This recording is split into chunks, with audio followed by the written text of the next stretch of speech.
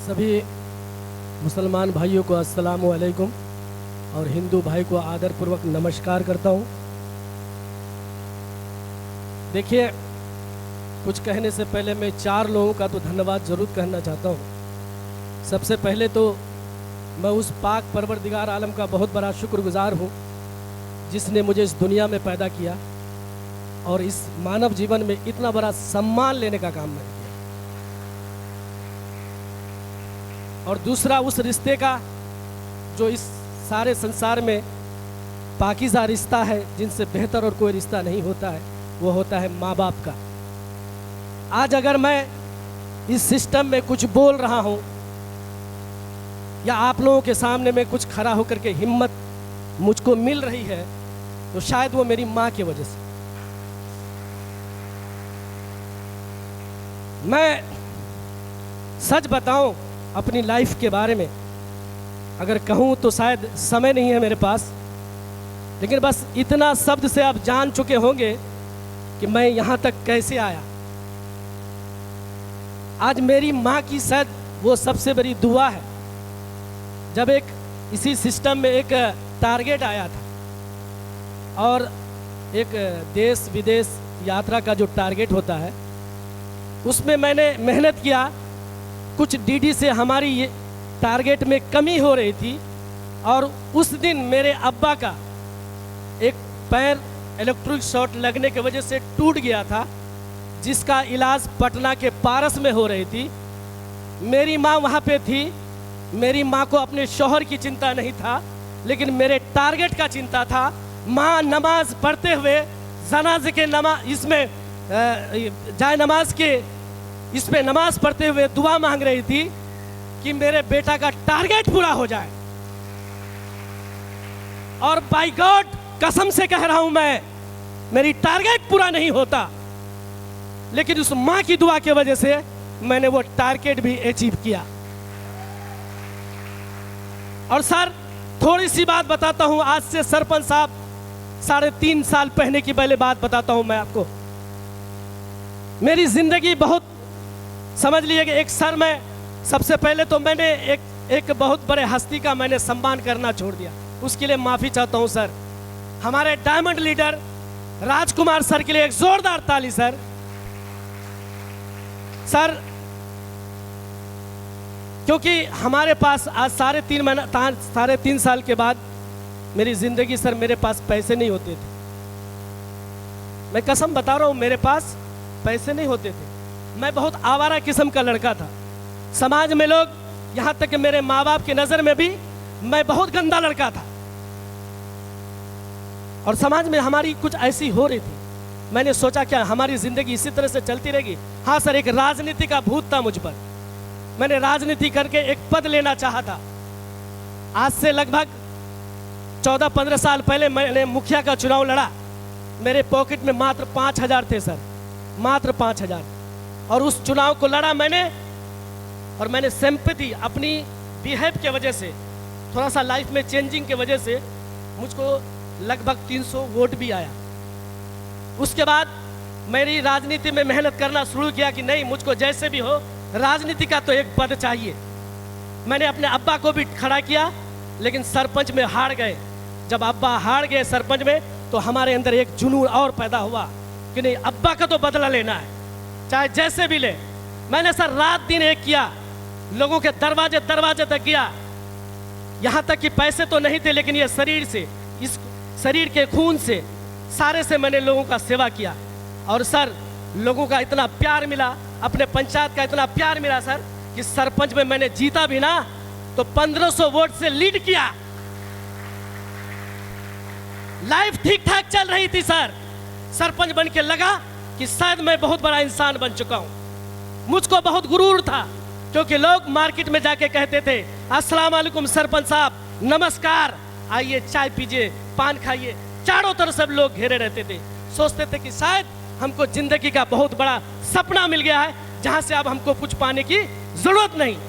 लेकिन सर, जब 3.5 साल बीतता गया, तो उसके बाद एक पुरुषोत्तम सर, उनके लिए जोरदार ताली सर, जो मेरे यहाँ कंटिन्यू 10 साल से रह रहे हैं। उनकी मैडम टीचर है, जो अभी अल्तावाड़ी पंचायत में शिक्षिका के रूप में कार्यरत है सर। और पुरुषोत्तम सर आए और कहे कि सर सरपंच साहब, मैं एक संस्था पे काम कर रहा हूँ, आप चाहें तो इस संस्था से जुड़ के अच्छा खासा इनकम ले सकते हैं मान सम्मान के साथ। मैंने उनकी बातों को इग्नोर किया। मैंने कहा सर कोई नेटवर्किंग बिजनेस होगा, प्लीज़ माफ़ कीजिएगा, हम उस पर नहीं आ पाएंगे, क्योंकि एक सम्मानजनक लोगों ने मुझको पद दिया है, तो इस पद की गिरमान है कि मैं ऐसे सिस्टम के कभी ना जाऊं जहां से मुझे रुस्वा होना पड़े या मुझको जलील होना पड़े। मैंने ऐसी बात कह के सर को टाल दिया, लेकिन सर भी जिद्दी इंसान थे। उन्होंने फिर एक सर अमृत भारद्वाज, उनके लिए भी जोरदार ताली सर। अमृत भारद्वाज जी आए, जब मेरे ग्राउंड के अंदर आया, मुझको पता चल गया शायद वही सिस्टम के बारे में सर मुझको कहने के लिए आए। मैंने इधर उधर से नुक्की छुपाते हुए मैंने बाहर चला गया और सर को मैंने मौका नहीं दिया। सर हमसे मिलने के लिए इतने बड़े हस्ती जो AA किया हुआ व्यक्ति मेरे दरवाजे पे बेगूसराय से चल के आए मुझसे मिलने के लिए, और मैंने उनको 2 दिन तक समय नहीं दिया सर। 2 दिन के बाद जब मैं रात को सोया, 12 बजे आँख खोली तो लगा कि शायद मेरा बिहेव इस तरह का नहीं होना चाहिए, क्योंकि बेगूसराय से एक बहुत बड़े सम्मान लोगों को पुरुषोत्तम सर लेके आए हैं, मुझको मिलना चाहिए। अरे अपना नहीं तो कम से कम पुरुषोत्तम जी का तो ख्याल रखना चाहिए। मैंने ऐसी बात सुन करके सुबह जो हुआ सर, मैंने मुंह भी नहीं धोया, अमृतसर के पास गए, हाथ जोड़ के पहले कहा कि सॉरी सर, मैं माफ़ी चाहता हूँ, मैं आपको 2 दिन तक इंतज़ार करवाया, आपसे मिल नहीं सका। अमृतसर हंस के टाल दिए। फिर मैंने सर बोला, चाय भी पिए और पीते हुए ऐसे ही बैठते रहे। सर ने सिस्टम के बारे में मुझको कुछ नहीं कहा, बस एक सवाल खड़ा किया। सवाल क्या था सर कि सरपंच साहब, सुनने में आया है कि समाज में आपका मान सम्मान बहुत है, लोग आपके साथ हमेशा चलते हैं, ज़रा ये बताइए इसी पद में अगर आप जीवन भर बैठे रह गए तो अपने बच्चों के भविष्य को क्या इस पद में रह करके तय कर पाएंगे? मेरे लिए वो सवाल एक जिंदगी का आईना दिखाने वाला सवाल था सर। वो इसलिए कि आज सभी लोगों को पता है कि एक सरपंच प्रतिनिधि को प्रोत्साहन के राशि पर 2500 रुपया महीना दिया जाता है। बताइए आज के जीवन में, आज के डेट में कोई व्यक्ति 2500 रुपया में अपने बच्चों का भविष्य तय कर सकता है क्या? नो, ये सवाल था मेरे लिए।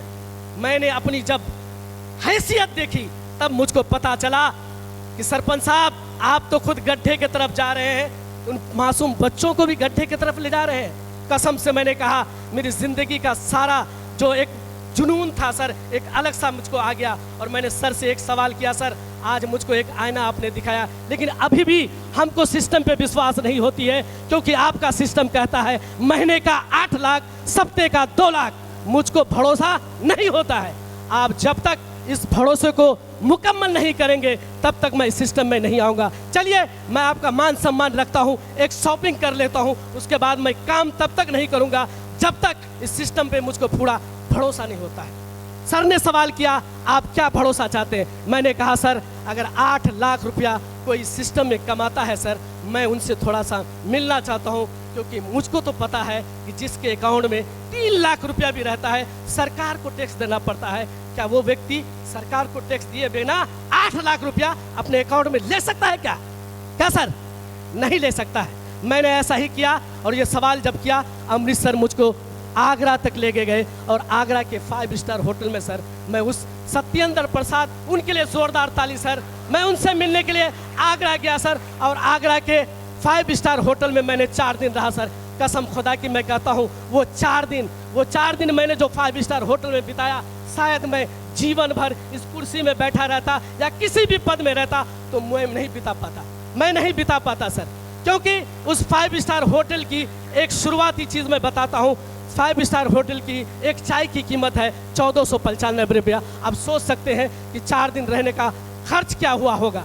मैंने 4 दिन रहा सर, और सर मैंने उसी सत्येंद्र प्रसाद जी से मैंने ये सवाल किया कि सर मुझको भरोसा नहीं होता है, पहले आप मुझको RTI के माध्यम से अपना अकाउंट डिटेल्स बताइए। मैंने देखा सर, जब सप्ताह का 2 लाख रुपया देखा, और तब तक देखा जब मैं उस डेट तक था, शुरू से लेकर उस तक, तब मुझको भरोसा हुआ सर कि इस सिस्टम में लोग 2 लाख रुपया सप्ताह भी कमाता है सर। तब साला इस कलीजे में आग लगा और मैंने उसको देखा, वो इनसे 46 साल का बुढ़ा मेरे सामने खड़ा था और वो कह रहा था कि मैं महीने का 8 लाख रुपया इस सिस्टम से लेता हूं, जबकि उसका भी 2 पैर, उसका भी 2 हाथ, उसका भी 2 आंख, लेकिन एनर्जी मेरे हिसाब से उनका कम, क्योंकि मैं 40 साल का, वो 46 साल का, वो कर सकता है तो मैं क्यों नहीं कर सकता।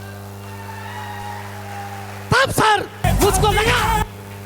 मुझको लगा बेगूसराय में ही डायमंड क्यों, मैं शुरुआत करूंगा किशनगंज में। और मैंने कांगी से शुरुआत किया सर, और कसम खाता हूं अगर एक बाप का बेटा हूं, एक बाप का, मैं यहां से अगर 10 लोगों को डायमंड नहीं बना दिया तब तक इस सिस्टम से मर जाऊंगा, लेकिन छोड़ूंगा नहीं सर। और मैंने सर से कहा था, विवेक सर से, मैंने आगरा में एक कमेंटमेंट किया था, ये बंदा 2021 में डायमंड बनेगा, ये बंदा 2021 में डायमंड बनेगा। वो कैसे, मैं बताता हूं आपको। सिस्टम कहता है साल का 10 आदमी ले आओ, मैंने 3.5 महीने में 250 लोगों को लेके आया।